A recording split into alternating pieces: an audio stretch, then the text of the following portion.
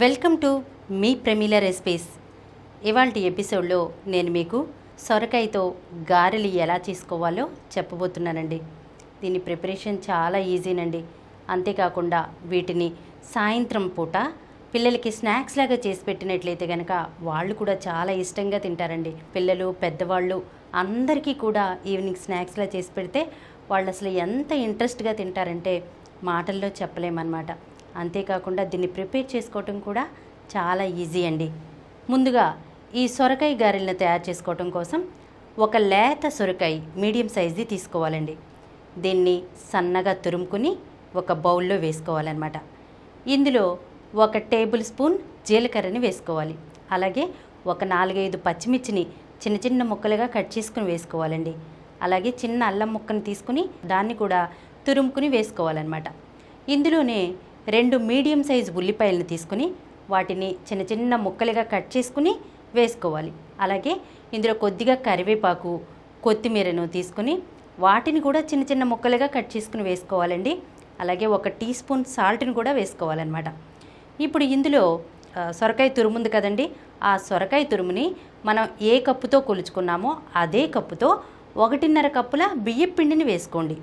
వేసుకుని ఒకసారి అంతా కలిసేలాగా చక్కగా కలుపుకోండి. ఒకవేళ మీకేమైనా పిండి లూజ్గా ఉన్నట్లు అనిపించినట్లయితే మనకి చేసుకోవటానికి ఉండలాగా రావాలి కదండి, చేతికి అంటుకోకూడదనమాట పిండి. అలా లేకుండా ఉండాలంటే కొంచెం లూజ్గా ఉంటే పిండి ఇంకొంచెం బియ్య పిండిని యాడ్ చేసుకోండి. యాడ్ చేసుకుని చక్కగా మన చేతికి అంటుకోకుండా పిండిని కలుపుకోండి. ఇప్పుడు దీంతో మనం గారెల్ని ప్రిపేర్ చేసుకోవాలన్నమాట.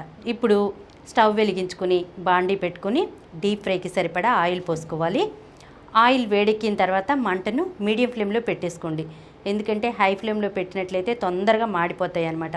అందుకని మంటను మీడియం ఫ్లేమ్లోనే పెట్టుకుని ఒక చిన్న గిన్నెలో వాటర్ తీసుకోండి. వాటర్ తీసుకుని మనం చేతుల్ని ఆ వాటర్లో ముంచేసేసి తర్వాత ఈ పిండిని తీసుకుని మనం గారెల్లా చేసుకోవాలన్నమాట. చేతికి అంటుకోకూడదండి పిండి. అందుకని ముందు వాటర్లో ముంచినట్లయితే కనుక మనకి పిండి అనేది చేతికి అంటుకోకుండా ఉంటుంది.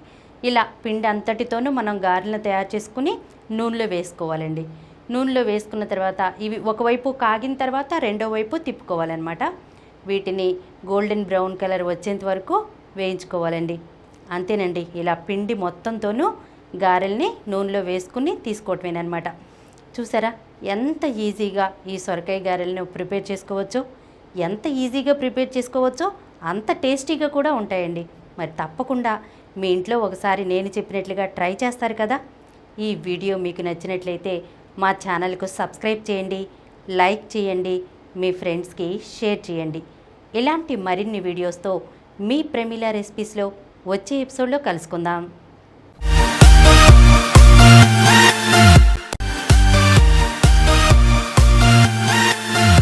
ఈ కార్యక్రమం మీకు ఎంతో నచ్చింది కదా. ఇటువంటి మరిన్ని వీడియోల కోసం అనతి కాలంలోనే 20 కోట్లకు పైగా వ్యూస్ సాధించిన సమరం ఛానల్ సమర్పించు సమరం ఫుడ్ ఛానల్కు సబ్స్క్రైబ్ చేయండి, లైక్ చేయండి, మీ ఫ్రెండ్స్కి షేర్ చేయండి. అలాగే ప్రక్కనున్న గంట సింబల్ని ప్రెస్ చేయడం మర్చిపోకండి.